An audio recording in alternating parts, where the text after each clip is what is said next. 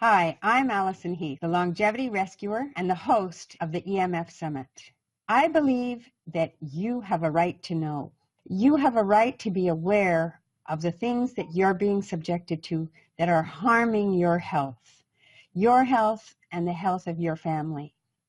And yet, the more I dig into this, the more I learn that there's collusion going on. There's a concentrated effort by a very, very powerful lobby group. In fact, they have more money than Big Tobacco had in its heyday, or than Big Pharma has. This is the communication industry. And there have been people who are speaking out and they are being silenced. They're losing their funding. They're being put onto Quackwatch, etc. It's completely inconceivable at the concentrated effort to discredit these professionals, kind, gentle, knowledgeable people that have a concern for your family's health. I would like to take a moment just to acknowledge some of these people and invite you to join me and listen to them firsthand and find out what they have to say, and then you can make up your own mind. Here's a quote by Ole Johansson. He says, "As you know, the very first studies of EHS persons, these are people with electromagnetic hypersensitivity, focused on their skin problems, and I was able to publish a series of papers about them. Unfortunately, my papers caused a big stir since they did not underpin the idea that EHS persons only were victims of mass media-driven psychoses, delusional menopausing women, illiterate men and women, or persons imagining their problems, but rather showed Classical cayotination radiation damages. He's currently in the process of having his funding cut incredibly and being labeled as a bad scientist by the institute where he works. So many of the people experiencing illness caused their classical symptoms of microwave sickness. They're being labeled as having psychosomatic illnesses, and they're being pushed away by their physicians who don't necessarily know that much about it. Ole has done a great deal of work and studies on electromagnetic radiation and its effect on people. He has been incredibly persecuted. Henry Lai is another scientist working in Washington State University. He had his funding cut completely because he did a study using the same frequency of radiation that cell phones have. When we put the cell phone to our ear, we're getting that same radiation going into us as the studies that he did in his scientific lab. So he was using that same radiation level, and what he found was that there were breaks in the DNA. You know, the DNA has like two-stranded helix that goes up like that. There was not only a break in one strand, but also there could be a break in two strands. Now, if there's a break in one strand, that can be repaired.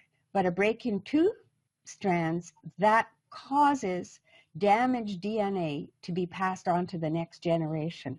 So this is going down through the generations. This damaged DNA will continue to get passed down. Well, he published his study and he did not mention the cell phone industry. He did not mention cell phones. He made no mention whatsoever. He was just talking about that frequency of radiation. Well, they cut his funding for his lab. Motorola tried to have him fired. This is really a blatant case of persecution going on for scientists, and there are many, many more that I could list. They're doing research, and they're trying to let people know. There are physicians like Dr. Dietrich Klinghardt. He is working with children with the full autism spectrum, and people are coming to him after they've seen 20 or 30 doctors, and they can't find out what's wrong with them. He is helping them clean up the dirty electricity, reduce their exposure to EMF radiation, and he's speaking out and being put onto Quackwatch. Dr. Magda Havis, she's another person that I will be interviewing on the EMF Summit. She's doing research showing how the blood changes in people when they're exposed to EMF radiation, when they're in a room with wireless devices and so on, like their computers. She's showing in her lab what happens to their blood and how it just stacks up and does something called the rouleau effect. So she's now on Quackwatch. Dr. Samuel Milham, he's an epidemiologist highly respected that I interviewed. He's been working for the last 50 years. He tried to get information out to the industry and was completely ignored. This is going on, and Sharon Noble, who's a very concerned grandmother, and she is one of the people that founded Stop Smart Meters BC. What's happened with her is that she started doing research and she kept getting in contact with Health Canada and they kept giving her back information. One of the experts that they were citing was Dr. Mary McBride. So she's somebody that they bring out. Well, she investigated this, and this woman does not have a degree does not have a doctorate. She is not a doctor. And yet when she exposed this on national TV, Mary McBride said, oh, well, it was a typo. And yet this typo appears on numerous documents, and she's one of the people that is cited as an expert for Health Canada. I'm beginning to wonder what's going on. What is it going to take for us to wake up and realize that there is a level of collusion going on that's similar to big tobacco, to the asbestos industry, to the use of DDT? This has been going on for a long time. As long as there's money to be made, there's corruption. We're putting wireless in our schools. And Barry Trower, one of the other experts that I'm going to be interviewing for the EMF Summit, he's had 3 death threats. He's a microwave weapons expert, and he's come out of retirement because he's appalled that we're putting wireless in the schools and giving these children laptops. This is creating a fertility problem that can have very serious consequences down the road. I encourage you strongly to join me on the EMF Summit to find out more information, to listen to these experts, learn what they have to say, and really take action.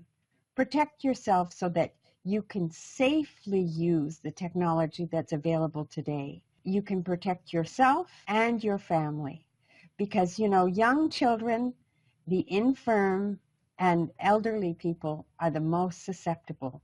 So please join me, learn more, and don't let the industry, corporate lobbyists control what information you have.